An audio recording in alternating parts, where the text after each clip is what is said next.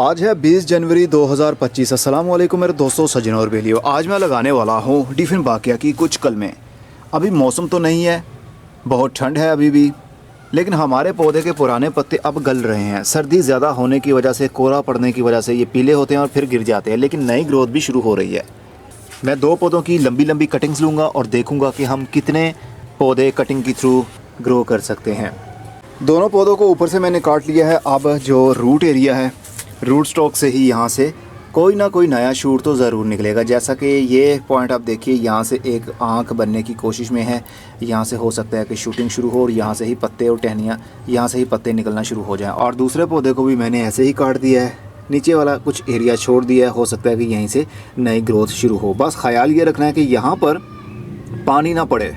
अगर यहाँ पर पानी पड़ता रहेगा या बारिश होगी या फिर पाइप से आप पानी देंगे तो यहाँ पर फंगस लगने की वजह से ये एरिया ही गल जाएगा, तो पूरी आपकी जो रूट तक एरिया है सभी गल जाएगा। अभी मैं इसके ऊपर मोमबत्ती डाल दूंगा ताकि ये यहाँ से ना गल पाए।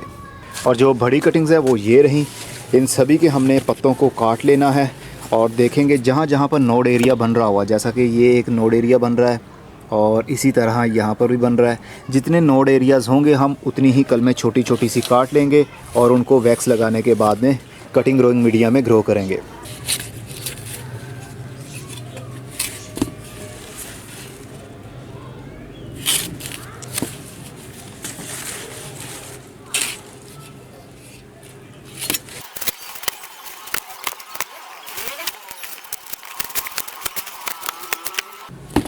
अब इन दोनों डंडों में से हम देखेंगे कि कहाँ कहाँ से नोड एरियाज़ इनके निकल रहे हैं। वहाँ से हम इसको काट के अलग अलग छोटी छोटी सी बहुत सारी कलमें बनाने की कोशिश करेंगे। तो ये देखिए, एक यहाँ से निकल रहा है, हो सकता है कि यहाँ से एक पत्ता निकले और एक यहाँ से भी निकल सकता है, एक यहाँ से भी निकल सकता है। तो मैं इसको कुछ इस अंदाज़ में काट लूँगा कि ये वाला एरिया हमारा बच जाए, यहीं से शूट निकलेगा और रूट भी यहीं से निकल सकती है।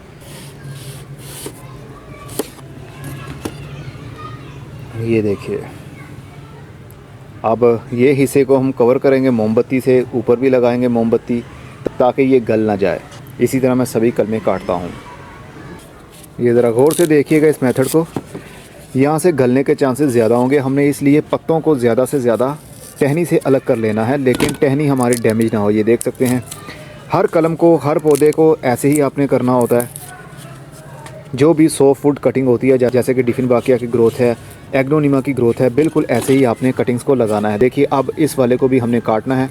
ये क्योंकि ये एरिया यहाँ से टूट जाएगा, जो ये वाला एरिया होगा पत्ते का, इसको हटाना ज़रूरी होता है, नहीं तो यहाँ पर पानी का शावर होने की वजह से अंदर पानी जमा हो जाएगा, फिर आपकी कटिंग कामयाब नहीं हो पाएगी मोस्टली। और ये देखिए, हर पत्ते के अंदर एक नोड एरिया छुपा होता है जहाँ से नया पत्ता निकलता है, तो हमने उस एरिया को विजिबल करना है, ना कि इस पत्ते के बीच में छुपा कर रहने दें।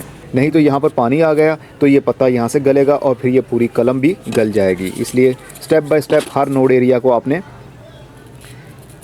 इसी तरह खोल देना है। देखिए,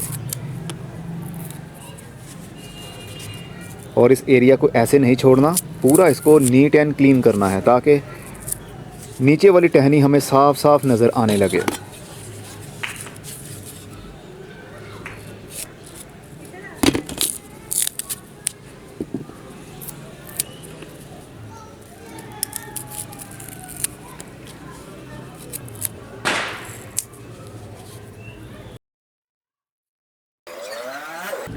चलिए, यहाँ से एक और हम काट लेते हैं नोड एरिया।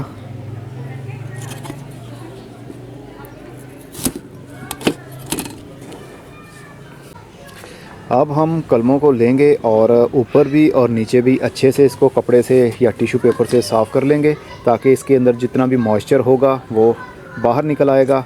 और उसके बाद हम इसको सील करेंगे मोमबत्ती की मोम लगाकर। बस उल्टे और सीधे का अपना हिसाब रखना है, जो हिस्सा मिट्टी के अंदर जाएगा और जो हिस्सा मिट्टी से थोड़ा ऊपर रहेगा। ये आप पत्ते को देख सकते हैं, जहाँ से बारीक हो रहा हो इसका मतलब ये ऊपर वाला पत्ता निकल रहा है, तो हमने मिट्टी के अंदर कुछ ऐसे इसको रखना है, ना कि ऐसे। अब मोमबत्ती की मोम से हम इसको पूरा ऊपर से और नीचे से जहाँ जहाँ से कटिंग की है वहाँ पर हम मोमबत्ती के थ्रू इसको सील कर देंगे।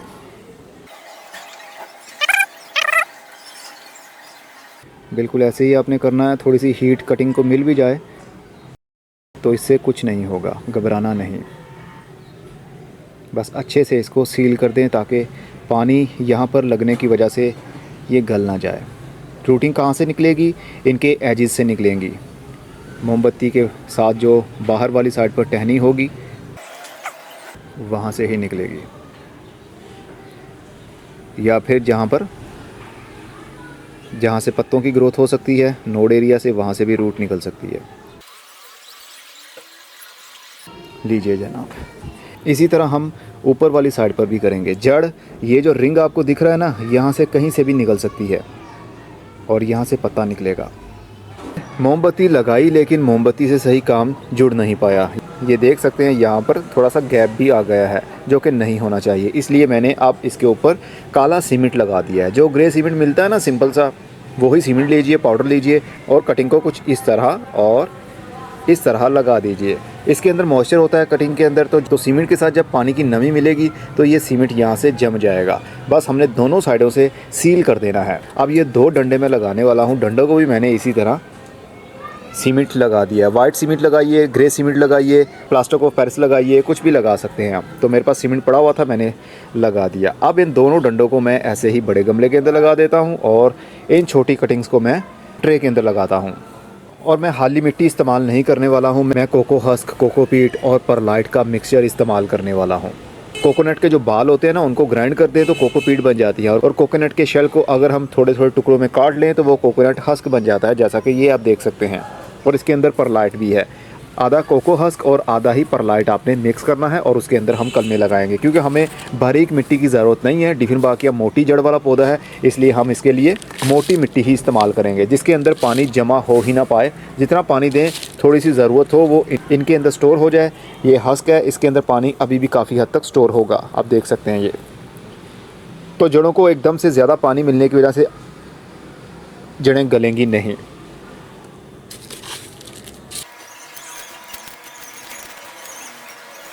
सीमेंट लगाने के बाद कम से कम 1 घंटा आपने देना है उसको, ताकि वो सीमेंट वहाँ पर जम जाए। अगर ना भी जमे, 5 से 10 मिनट का वक्त तो देना पड़ेगा आपको। अगर जैसा कि मैंने भी तकरीबन आधे घंटे का इसको टाइम दे दिया है। अब जहाँ पर हम इसको लगाएंगे मिट्टी भी हल्की सी गीली होगी, तो ये सीमेंट और भी पक्का हो जाएगा।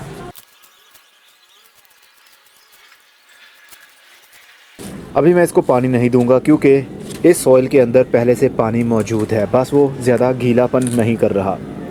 दबाएंगे तो पानी निकल आएगा, अदरवाइज़ इसी हस्क के अंदर पानी स्टोर रहेगा। तो इससे हल्की हल्की नमी मिलती रहेगी। तो पौधे की जड़ निकलने के लिए नमी की ही ज़रूरत होती है, ना कि ज़्यादा पानी। और ये ट्रे है, इसके अंदर मैं छोटी कलमों को लगा दूंगा। ट्रे मिट्टी की लीजिए, प्लास्टिक की लीजिए, कोई प्रॉब्लम नहीं है। बस पानी पर आपका खुद का कंट्रोल होना चाहिए, ओवर वाटरिंग बिल्कुल भी ना हो। चलिए, अब उल्टा और सीधे का हिसाब मैंने आपको बताया था, बिल्कुल आपने वैसा ही रखना है। ये वाली साइड ऊपर वाली साइड है।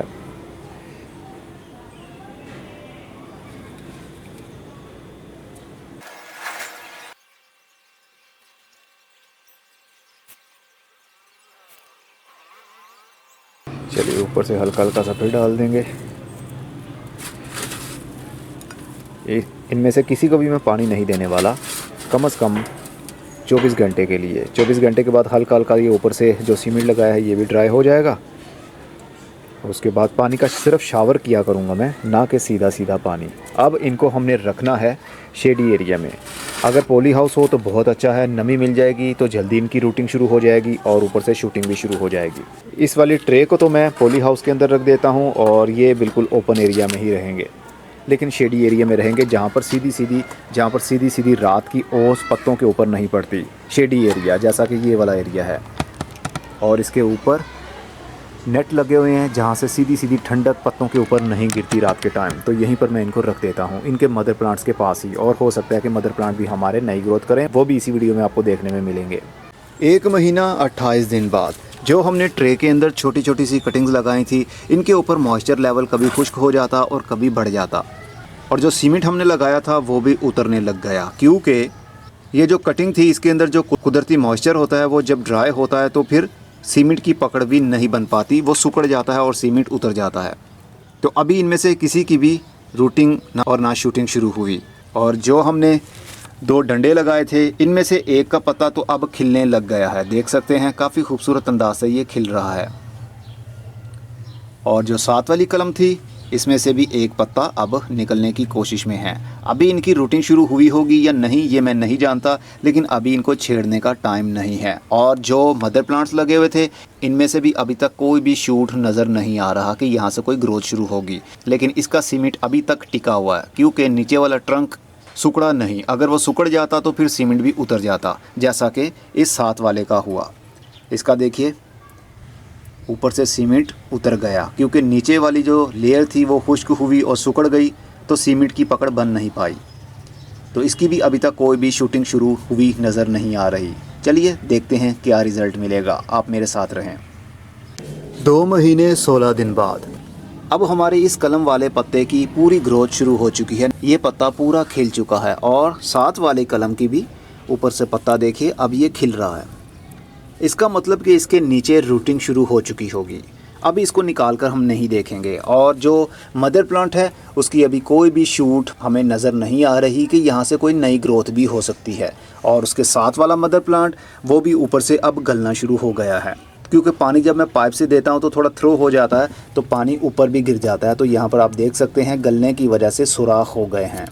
चलो इनको देखेंगे, हो सकता है कि इनकी ग्रोथ शुरू हो या फिर ना हो। और जो छोटी छोटी सी कटिंग्स हमने लगाई थी अभी इनका भी कोई भरोसा नहीं है कि इनकी कोई रूटिंग शुरू हुई होगी या नहीं, क्योंकि अभी तक तो ऊपर से कोई भी हमें नोड नहीं दिख रहा है कि जहाँ से इसके पत्तों की ग्रोथ शुरू हो सकती है। लेकिन अभी कुछ भी कहना मुनासिब नहीं होगा क्योंकि अभी भी ये ग्रीन है। देखिए ये स्टेम्स अभी भी ग्रीन हैं, हरापन इनमें मौजूद है। इसका मतलब कि इसके अंदर अभी भी ताकत है, तो ये नया पौधा बनने की हिम्मत रखता है। अब कितनी हिम्मत इनमें मौजूद है ये तो हमें वक्त बताएगा। जो ऊपर हमने सीमेंट लगाया था पानी का थ्रो होने की वजह से वो गिर जाता है, वो सभी ये देखिए ये भी गिर गया, ये बिल्कुल ही उखड़ गया है यहाँ से। तो पानी का जैसे मैं थ्रो करता हूँ उसकी वजह से ये प्रॉब्लम होती है। कोई बात नहीं, देखेंगे क्या रिज़ल्ट मिलता है, आप मेरे साथ रहें। 3 महीने 7 दिन बाद अब इन कटिंग्स ने अपना आप दिखाना शुरू कर दिया है। यहाँ से देखिए एक नया शूट निकल रहा है। आज हम इन सभी को बाहर निकाल कर देखेंगे और जो ट्रांसप्लांटिंग के काबिल हुए उनको अलग गमले के अंदर ट्रांसप्लांट कर देंगे। और जो लंबे डंडे हमने लगाए थे उसके 2 पत्ते खिल गए हैं और तीसरा पत्ता इसके बीच में से निकलने की कोशिश कर रहा है। मतलब ये पौधा कंप्लीट बन चुका है और उसके 7 वाले ने भी ग्रोथ शुरू कर दी है। इसका पत्ता कंप्लीट खिल चुका है, यानी ये हमारे 2 पौधे कंप्लीट बन चुके हैं। और इसके पीछे जो बड़े गमले मैंने रखे थे जिसकी कलमें हमने लगाई थी कुछ दिन पहले मैंने उनको उठाया क्योंकि यहाँ पर कुछ ज़्यादा ही शेडी एरिया बना हुआ है। तो ब्राइट लाइट ना होने की वजह से पौधे स्ट्रेस में जा रहे थे और वो गल भी रहे थे। तो इसको मैंने यहाँ पर रख दिया। और ये वाला पौधा तो मुझे नहीं लगता ये जो मदर प्लांट है ये सरवाइव कर पाएगा क्योंकि ये काफ़ी नरम हो चुका है। आई थिंक ये अंदर से गल चुका होगा। लेकिन इसके एजेस अभी भी थोड़े सख्त हैं। हो सकता है कि इसकी ग्रोथ शुरू हो जाए। और कीड़ों ने भी हमला कर दिया है क्योंकि जहाँ पर ज़्यादा पानी और नमी रहेगी वहाँ पर फंगस एक्टिव हो जाएगा, वहाँ से वो गलना शुरू हो जाता है। तो इसको तो इसके हाल पर हम छोड़ देंगे। हो सकता है कि इसकी ग्रोथ शुरू हो रूट लेवल से या ना हो, लेकिन उसके 7 वाले ने नई ग्रोथ अपनी शुरू कर दी है। यहाँ से भी एक पत्ता निकल रहा है, तो यहीं से अब ये एक अपनी नई ज़िंदगी का आगाज़ करेगा। जब ये बड़ा हो जाएगा तो इसकी टहनियाँ भी मोटी हो जाएंगी, तो फिर इसकी कटिंग्स भी हम इसी तरह लगा सकेंगे जिस तरह हमने छोटे छोटे से शूट्स काट कर लगाए थे। हमने जनवरी के महीने में ये सब कुछ किया था, इसलिए काफ़ी टाइम हो गया। 3 महीने 7 दिन गुजरने के बाद इनकी ग्रोथ शुरू हुई। अगर आप गर्मी के दिनों में करेंगे या फिर बरसाती मौसम में करेंगे तो फिर बहुत अच्छा रिज़ल्ट जल्दी ही देखने को मिलेगा। मार्च के महीने में अगर कलमें लगाएंगे तो अच्छा रहेगा, और जून और जुलाई और अगस्त के महीने में भी इसकी कलमें लगाएंगे तो भी अच्छा रहेगा। रूटिंग जल्दी शुरू हो जाएगी। चलिए आज इसको निकालते हैं और वीडियो को कंप्लीट करते हैं। तो चलिए सबसे पहले इस वाले को निकालते हैं क्योंकि ये गल गया है। अरे वाह, ये ज़रा देखिए तो सही, कितनी प्यारी सी जड़ें इसकी आ चुकी हैं। इसका मतलब कि ये पौधा बनेगा। मुबारक हो मुझे भी और आपको भी, क्योंकि आप बहुत कुछ सीख भी रहे हैं। और अब इसकी बारी है जिसका एक शूट निकल रहा है, बिल्कुल ऐसे ताज की तरह, एक चराग की तरह एक लालटेन निकल रही है। ये देखिए इसकी जड़ें भी खूबसूरत हैं। और इसको देखते हैं, इसकी कोई भी जड़ नहीं निकल पाई है, लेकिन ये गल गया है। देखिए अब इसको लगाने का कोई फ़ायदा नहीं है। इसको हटाते हैं।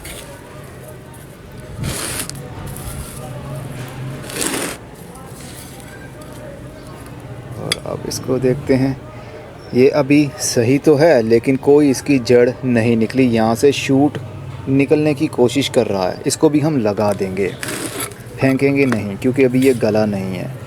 बस इसके अलावा और कोई नहीं है।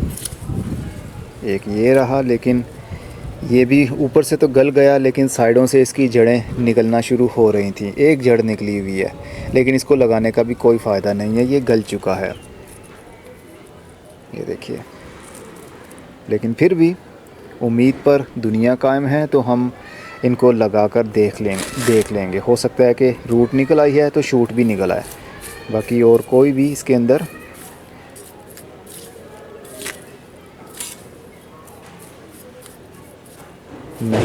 नहीं बचा। चलिए, जो बच गए हैं हमारे पास टोटल 4 हैं, तो चारों को हम शिफ्ट कर लेंगे। मैंने तो ज़्यादा गमलों में मिट्टी भी डाल दी थी, हो सकता है कि ज़्यादा की रूटिंग शुरू हो गई हो और हम उसको अलग गमलों में लगा दें। तो चलिए, ये पुरानी मिट्टी इस्तेमाल कर रहा हूँ। 6 इंच का प्लास्टिक का गमला है, इसके अंदर पुरानी मिट्टी है। इसमें राइस हस्क ऐश भी होती है, कोकोपीट भी होती है और मिट्टी भी होती है। तो इसी के अंदर हम इसको लगा देंगे, लेकिन ज़्यादा दबाना नहीं है मिट्टी के अंदर। बस शूट वाला एरिया हमने बाहर रखना है ताकि उसकी ग्रोथ वहीं से बढ़ सके। अगर बहुत ज़्यादा इसको मिट्टी के नीचे दबा देंगे तो फिर ये गल जाएगा, शूट इसका बाहर नहीं निकल पाएगा। ऐसे ही हम इस वाले को भी लगाते हैं, लेकिन इसकी कोई जड़ नहीं निकली हुई, इसलिए हम इसको ऐसे मीडियम के अंदर लगाएंगे जिसमें कोई खाद का कॉन्सेप्ट नहीं है। तो इसके अंदर हम उन डंडों को लगा देंगे जिनकी रूट्स तो निकल आई हैं, लेकिन अभी ऊपर से शूट नहीं निकला। तो इसके अंदर अलग इंडिविजुअल थोड़ी सी जगह इसको मिल जाएगी, तो इसके अंदर भी इसकी ग्रोथ शुरू हो सकती है।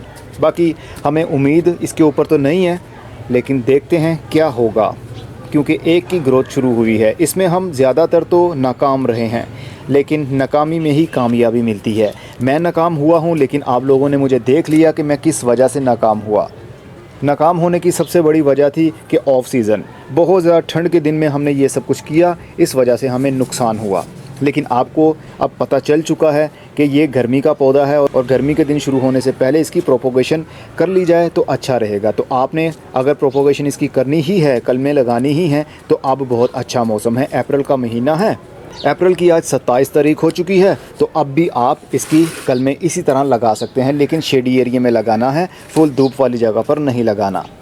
अब हम इसको हल्का हल्का सा पानी दे देंगे। मिट्टी के अंदर मॉइस्चर लेवल तो पहले से बना हुआ है, लेकिन जब भी कोई कलम को या कोई पौधे को ट्रांसप्लांट हम करते हैं तो थोड़ा सा पानी देना बहुत ज़रूरी होता है, ताकि पौधे की जो जड़ें निकली हैं वो मिट्टी के साथ अच्छे से मर्ज हो जाएं, पानी की कमी बिल्कुल ही ना हो। तो हमने एक पौधे से कितने पौधे बनाए? सिर्फ एक, सॉरी 3 पौधे बना लिए हमने। एक तो ये वाला, दूसरा ये वाला रहा, और तीसरा जो हमने शिफ्ट कर लिया।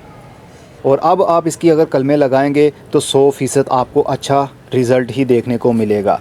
और अभी से लगाइए कलमें, अभी लगाकर इसको शेडी एरिया में रख दीजिए, और आप नोट करेंगे 1 महीने के अंदर अंदर इसकी जड़ें निकलना शुरू हो जाएंगी। मुझे तो 3 महीने और 7 दिन लगे हैं, आपको 1 महीने के अंदर ही रिज़ल्ट मिल जाएगा, क्योंकि मौसम गर्म है और इस पौधे की प्रोपोगेशन थोड़ी हॉट टेम्परेचर में ही की जाती है। तो टेम्परेचर तो वैसे ही गर्म है आजकल का। तो आप कलमें लगाइए, बस ख्याल रखिएगा बहुत ज़्यादा पानी नहीं देना, नहीं तो इसके शूट्स छोटे छोटे से मिट्टी के अंदर ही पड़े पड़े गल जाएंगे। ये वाला मिक्सर अगर आप ख़रीदना चाहते हो, हमारे दरा स्टोर के ऊपर अवेलेबल है। इसके अंदर आप पीस लिली के पौधे या फिर कोई सा भी मोटी जड़ वाला जो पौधा होता है ना, जिसकी जड़ फूल कर मोटी हो जाती है, ये देख सकते हैं आप। इस तरह की जड़ों वाले पौधे आप आसानी से इस पॉटिंग सॉइल के अंदर आसानी से लगा सकते हैं। लिंक डिस्क्रिप्शन बॉक्स में मैं ऐड कर दूंगा। आप ऑर्डर करना चाहें, कोई ज़बरदस्ती नहीं है, लेना चाहें ख़रीदना चाहें तो मोस्ट वेलकम। अब मैं चलता हूँ, अगली वीडियो में फिर किसी नई मालूमात के साथ मिलेंगे। तब तक अपना बहुत सारा ख्याल रखिएगा और अपने प्यारों का भी। खुदा हाफिज़।